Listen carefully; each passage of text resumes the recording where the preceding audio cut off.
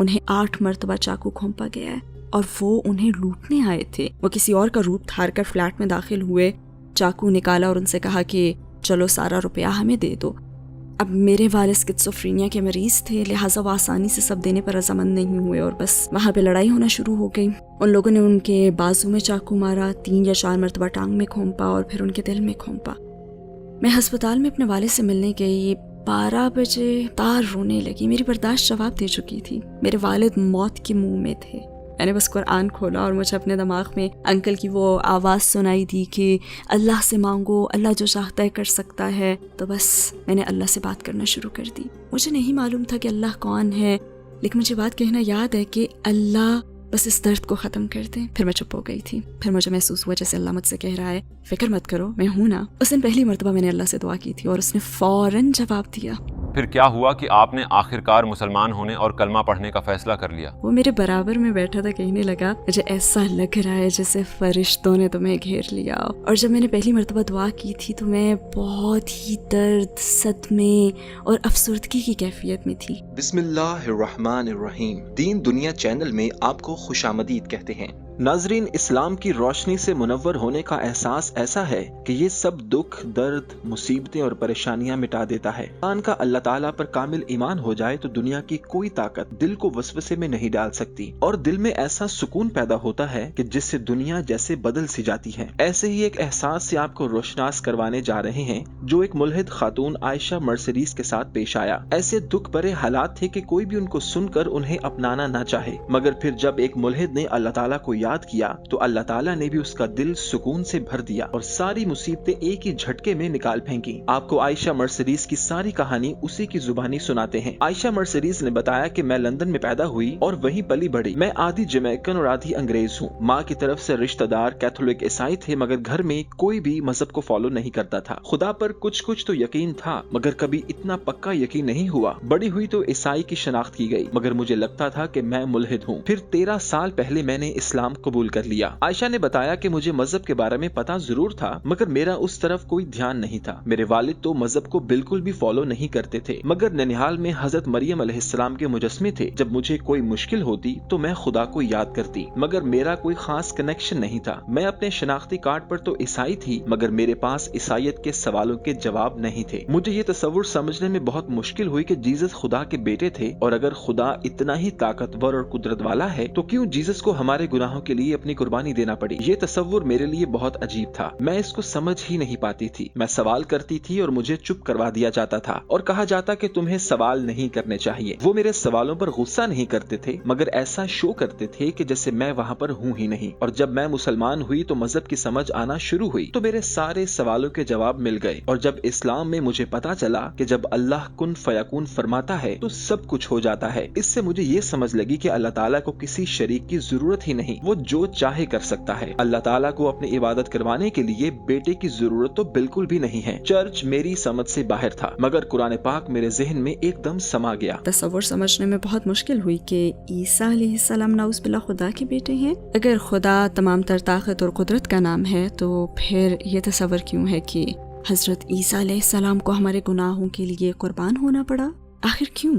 ہمیں حضرت عیسیٰ علیہ السلام کی عبادت کیوں کرنی چاہیے؟ عائشہ مرسیڈیز نے بتایا کہ میں اپنے بچپن میں بہت مشکل سے گزری ہوں۔ میرے والد کو شیزوفرینیا کا مرض تھا، ان کو کچھ یاد ہی نہیں رہتا تھا، اور میرے لندن چھوڑنے کی وجہ بھی یہی تھی کہ میں اپنے والد سے دور جانا چاہتی تھی۔ میں لندن میں جس پہلے اسکول میں گئی وہاں میرا مکمل انگریز نہ ہونے کی وجہ سے مذاق بنایا جاتا تو میں اسکول سے بھی دور بھاگتی۔ میری والدہ مجھے کہا کرتی کہ ایسا اپنے والد کو نہ بتانا، مگر میں نے بتا دیا اور ان کو اتنا غصہ آیا کہ وہ مجھ پر چلانا شروع ہو گئے کہ تم نے مجھے پہلے کیوں نہیں بتایا۔ وہ نانی کے گھر کے باہر سڑک پر کھڑے ہو کر چیخ پکار کر رہے تھے اور ہمیں برا بھلا کہہ رہے تھے۔ یہ تو برداشت سے باہر ہو چکا تھا۔ عائشہ نے بتایا کہ اسی رات ہم نے سامان باندھا اور دوسرے علاقے میں چلے گئے۔ پہلے جس اسکول میں گئی وہاں سارے کے سارے غیر مسلم اور سفید فام بچے تھے۔ یہ صورتحال میرے لیے بڑی مشکل تھی۔ میں اس اسکول سے بھی نکالی گئی۔ میری ایک بہت ہی گہری دوست نے مجھ سے تعصب والی باتیں کی۔ اس نے مجھے سفید نہ ہونے کی وجہ سے بہت برا بھلا کہا۔ بے شک میرے ساتھ یہ پہلی مرتبہ نہیں ہوا، مگر یہ پھر بھی برداشت سے بہت بہت باہر تھا کہ میری دوست نے مجھے ایسا کہا اور ایک طرح سے اس نے مجھے دھوکہ دیا. اس سے میرا دل ٹوٹ گیا. مجھ میں یہ احساس پیدا ہو گیا کہ میں دوسرے بچوں سے بہت مختلف ہوں اور سڑکوں پر پھرنے والے بے گھر بچوں جیسی ہوں. اور جب میں 20 سال کی ہوئی تو مجھ میں یہ احساس شدت کے ساتھ پیدا ہوا کہ مجھے بھی سفید بننا ہے. مجھے خودکشی کے خیالات بھی آتے تھے. چلا رہے تھے.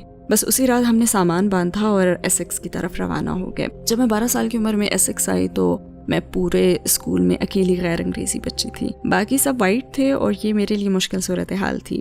بالآخر مجھے اس اسکول سے بھی نکلنا یاد ہے کیونکہ میری ایک دوست، سب سے گہری دوست نے مجھے کچھ نسلی نفرت انگیز باتیں کہی تھیں. وہاں کا ماحول بھی کچھ ایسے ہی تھا اور ایسا میرے ساتھ پہلی مرتبہ نہیں ہوا تھا. میرے ایسے ہی دوست تھے جن سے میں ملتی جلتی تھی لیکن پھر وہی دوست بدل جاتے تھے. عائشہ کا کہنا تھا کہ میں پتہ نہیں کیسے مگر میں نے زندگی ایسے ہی گزارنا شروع کر دی اور میں نے ایسے ہی ان مشکلات پر قابو پا لیا. اور اس دوران مجھے ریپ گانوں سے دلچسپی پیدا ہوئی. جو ریپ گانے گاتے تھے انہی ریپرز نے مجھے اسلام سے متعلق بتانا شروع کیا. انگلینڈ کی ریپ کمیونٹی میں بہت سے ریپ مسلمان بھی ہیں. میں ایک گانا بنانے کا پلان کر رہی تھی تو وہیں ایک ریپر نے مجھے اسلام سے متعلق بتانا شروع کر دیا. جیزس سے متعلق جب خدا کا بیٹا نہ ہونے سے متعلق کہا تو مجھے پہلے ہی اس میں شک تھا کہ ہاں یہ تو واقعی نہیں ہو سکتا. جیزس کیسے خدا کے بیٹے ہو سکتے ہیں؟ جب اس ریپر نے کہا کہ یہ بات تو عقل سے بالاتر ہے اور اللہ کے ایک ہونے کا بتایا تو بے اختیار میرے منہ سے نکلا کہ واقعی یہ بات تو سمجھ میں آتی ہے. تمہیں اسلام سمجھانے کی کوشش کرتا رہوں مگر تم. اور میں نے کہا مجھے تو کوئی بھی بات یاد نہیں ہے. تو مجھے وہ دائی یاد ہے جس نے مجھ سے حضرت عیسیٰ علیہ السلام کے خدا کا بیٹا ہونے اور یہ بات غیر معقول لگنے کے متعلق بات کی.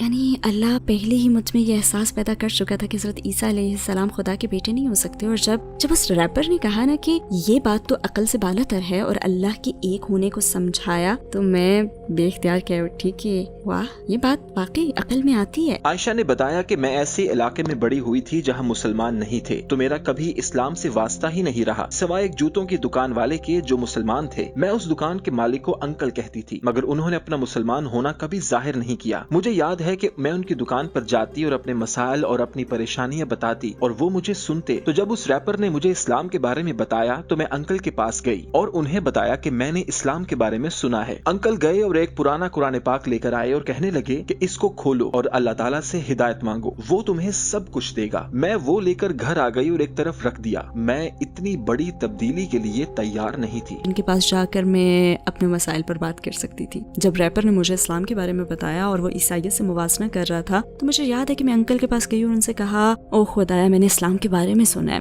اور وہ اگلی مرتبہ ایک پرانا قرآن لے کر آئے اور کہا دیکھو یہ قرآن لو اسے کھولو اور اللہ سے ہدایت مانگو اللہ تمہیں سب کچھ دے دے گا. میں وہ قرآن لے کر گھر آ گئی اور اسے ایک طرف رکھ دیا. ناظرین اسلام قبول کرنے کا ایک لمحہ ہوتا ہے جب سب کچھ صاف ظاہر ہو جاتا ہے کہ یہی سچ ہے اور ہر شخص کی زندگی میں یہ وقت آتا ہے جب اسے پتا چلتا ہے کہ اسلام ہی سچا مذہب اور اللہ تعالیٰ ہی سچا خدا ہے. اسی لمحے کے بارے میں عائشہ مرسیڈیز نے بتایا کہ میری زندگی میں وہ لمحہ تب آیا جب مجھے ایک فون کال آئی اور کسی نے کہا کہ تمہیں اپنے والد کے فلیٹ میں جانا ہوگا. میں وہاں گئی تو پولیس نے مجھے فلیٹ میں نہیں جانے دیا. انہوں نے بس یہی کہا سوری. میرے والد کی لڑائی ہوئی تھی اور کسی نے انہیں 8 مرتبہ چاقو مارا تھا. پہلے بازو پھر ٹانگ میں اور آخر میں دل میں کھونپ دیا. انہیں ہسپتال لے کر جایا گیا تو ڈاکٹرز نے کہا کہ کیا تمہیں نہیں لگتا کہ یہ ٹھیک نہیں؟ ان کے دل میں چاقو لگا ہے. میں نے کہا نہیں مجھے تو یہ بالکل ٹھیک لگ رہے ہیں. ڈاکٹرز نے کہا کہ نہیں ہمیں ان کا دل چیک کرنا ہے وہاں چاقو لگا ہے. اور جب انہوں نے دل چیک کیا تو اس میں سوراخ تھا. اگر پتہ نہ چلتا تو ان کا خون بہتا رہتا اور ان کی موت ہو جاتی. میں اس رات گھر گئی اور جا کر زاروں کتار رونا شروع کر دیا. میری برداشت ختم ہو چکی تھی. میرے والد مرنے والے تھے. میں نے بس قرآن پاک کھولا اور میرے دماغ میں انکل کی وہ بات آئی کہ اللہ سے مانگو وہ جو چاہے کر سکتا ہے. تو میں نے اللہ تعالیٰ سے بات کرنا شروع کر دی. مجھے معلوم ہی نہیں تھا کہ اللہ کون ہے مگر میں نے کہا کہ اللہ اس درد کو ختم کر دے. اور پھر میرے دل کو ایک اطمینان نصیب ہوا اور مجھے ایسا لگا کہ جیسے اللہ کہہ رہا ہے فکر نہ کرو میں ہوں نا. اس دن پہلی مرتبہ میں نے اللہ تعالیٰ سے دعا کی تھی. میرے والد موت کے منہ میں تھے. میں نے بس قرآن کھولا اور مجھے اپنے دماغ میں انکل کی وہ آواز سنائی دی کہ اللہ سے مانگو اللہ جو چاہتا ہے کر سکتا ہے. تو بس میں نے اللہ سے بات کرنا شروع کر دی.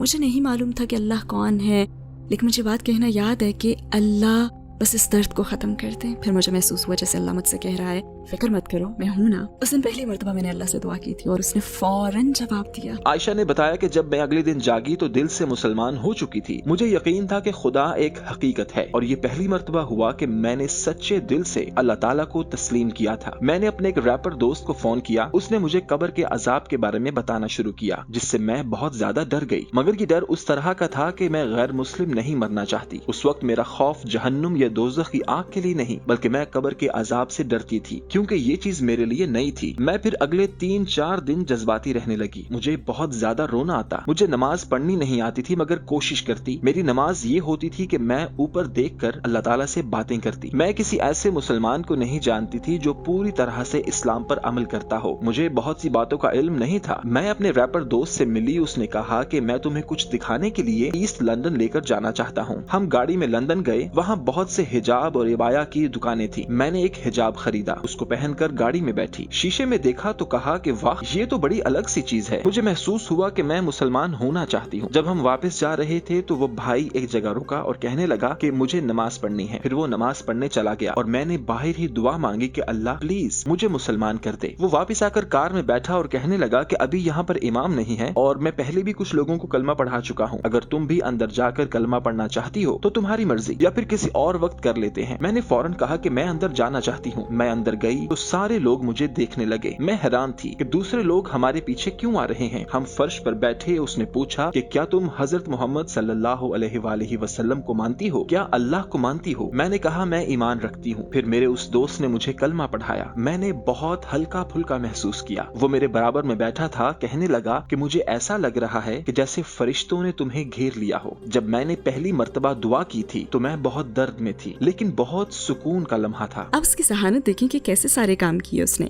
یہ نہیں کہا کہ چلو یہاں رکتے ہیں، تم جا کر کلمہ پڑھ لو۔ اس نے فیصلہ مجھ پر چھوڑ دیا۔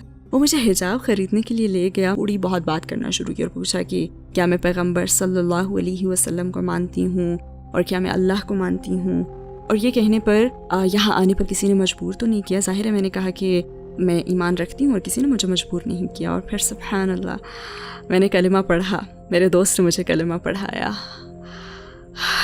سچی بات تو یہ کہ میں نے بہت ہلکا پھلکا محسوس کیا۔ وہ میرے برابر میں بیٹھا تھا، کہنے لگا مجھے ایسا لگ رہا ہے جیسے فرشتوں نے تمہیں گھیر لیا ہو۔ اسلام قبول کرنے پر عائشہ نے بتایا کہ بہت سے لوگوں کا ریاکشن بہت ہی حیران کن تھا۔ میں وہ لڑکی تھی جس کے مسلمان ہونے کا امکان سب سے کم تھا، مگر اتنا برا بھی نہیں تھا۔ میں نے آن لائن یوٹیوب سے نماز سیکھی، میں نے سورہ فاتحہ کی ایک آیت پڑھی، وائس نوٹ کے ذریعے اس کو بھیجتی اور وہ دوست مجھے بتاتا کہ یہ صحیح ہے یا نہیں۔ میں دیکھ دیکھ کر نماز پڑھتی تھی۔ یہ بہت مشکل تھا کہ کہاں پر کیا کہنا ہے۔ عربی کے ساتھ ساتھ انگلش سیکھنا بھی بہت مشکل تھا، مگر میرے اندر اتنا جوش تھا کہ میں چاہتی تھی کہ زیادہ سے زیادہ چیزوں پر عمل کروں۔ میں ہر نماز میں رو پڑتی تھی۔ میرا اتنا گہرا تعلق بن گیا تھا کہ ایسا لگتا کہ اللہ میرے سامنے کھڑا ہے۔ مسلمان ہونے کے بعد میرا لائف سٹائل بدل گیا۔ خود کو ڈھانپنا اور اسلامی لحاظ سے لباس پہننا، بالوں اور جسم کو چھپانا تھا۔ میں ان چیزوں کی عادی نہیں تھی، کیونکہ میں اس سوچ میں پلی بڑی تھی کہ جو آپ کا دل چاہے وہ کرو، تو اس میں مجھے کافی سالوں تک بہت زیادہ مشکل پیش آئی۔ میں یہ نہیں کہتی کہ عورت باہر جا کر کام ہی نہیں کر سکتی، مگر ایسا کرنا شدید ذہنی دباؤ اور جذباتی تھکاوٹ کا باعث ہو سکتا ہے۔ اگر آپ اس کی فطرت کو دیکھیں تو اس سے سب سے زیادہ خوشی کب ملتی ہے؟ اعداد و شمار سے ثابت ہوتا ہے کہ زیادہ تر عورتیں چاہتی ہیں کہ ان کا نزاکت سے خیال رکھا جائے اور وہ ملازمت گاہوں میں جا کر دباؤ کا شکار نہیں ہونا چاہتی۔ تو میرے خیال میں یہ غلط فہمی ہے۔ عائشہ نے ان لوگوں کے لیے پیغام دیا جو اسلام کی حقیقت کو جانتے ہیں مگر حجاب اور پابندیوں کے ڈر سے اسلام قبول نہیں کرتے، اور کہا کہ اگر آپ مسلمان بننے کے بارے میں سوچ رہے ہیں تو آپ کو اللہ کے ساتھ ایک تعلق قائم کرنے پر فوکس کرنا چاہیے۔ اسلام میں زندگی گزارنے کا ایک خاص ضابطہ ہے اور اس پر عمل آپ کو ایک اچھا انسان بنائے گا۔ آپ کا فوکس اللہ تعالیٰ کے ساتھ تعلق قائم کرنے پر اور اللہ تعالیٰ کو جاننے پر ہونا چاہیے۔ عام تصور یہ ہے کہ عورتیں مردوں جیسے کام کریں تو وہ آزاد کہلائیں گی، مگر عورت کی فطرت یہی ہے کہ وہ اس وقت آرام پاتی ہے جب اس کو تحفظ دیا جائے۔ اس لیے یہ تاثر بالکل غلط ہے کہ اسلام عورتوں کے حقوق دباتا ہے۔ ان چیزوں کو بھول کر اسلام قبول کریں اور پھر آپ خود دیکھیں گی کہ آپ کی زندگی میں کیسی مثبت تبدیلی آتی ہے۔